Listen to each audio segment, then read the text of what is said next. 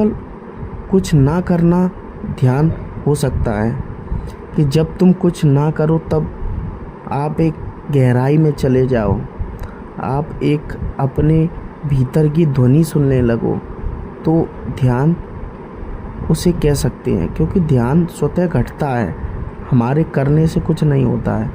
कर तो केवल इतना ही सकते हैं कि हम शांत बैठ सकते हैं, हम कुछ ना सोचें, हम धीरे धीरे अपनी सांसों पर ध्यान दे सकते हैं। धीरे धीरे धीरे सांसों पर ध्यान देते देते सब कुछ खो जाए तो ध्यान घटेगा। एक अलौकिक शांति तुम्हें महसूस होगी। वह शांति परमात्मा की लाख करोड़ों दूर की ध्वनि है।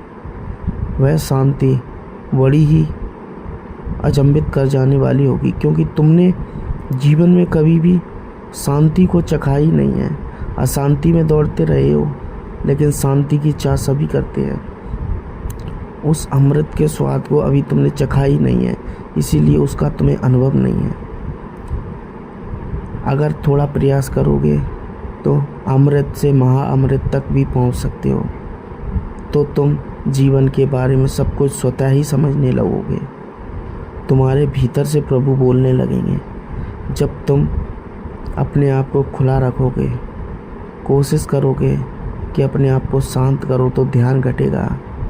फिर यही ध्यान तुम्हारा गहरा होता जाएगा, गहरा होता जाएगा। यही ध्यान तुम्हारी नींद में प्रवेश करेगा। जब तुम सोते हो, तुम सपनों में खोए होते हो, अचानक यही ध्यान तुम्हारे नींद में घटित होता है। समस्त सपने समाप्त हो जाते हैं। एकदम तीव्र ध्वनि सुनाई देगी।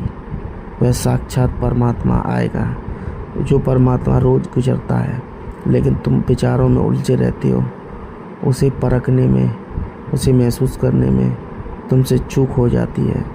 अगर तुम्हारा एक प्रयास उससे तुम्हारा साक्षात्कार करा सकता है, लेकिन उससे डरने की ज़रूरत नहीं है। वह साक्षात परमात्मा है। वह तुम्हारी सारी बुराइयों को मिटा देगा और तुम्हें हीरे की तरह चमका देगा। एक प्रयास, तुम्हारा एक प्रयास तुम्हारे जीवन के मूल स्रोत तक तुम्हें पहुंचा सकता है। लेकिन पहुंचेगा कौन? पहुंचेगा कौन? जो प्रयास करेगा और जो जानना चाहेगा जीवन के बारे में कुछ, जो ईमानदार होगा, वह कुछ कर सकता है। आज के लिए इतना ही।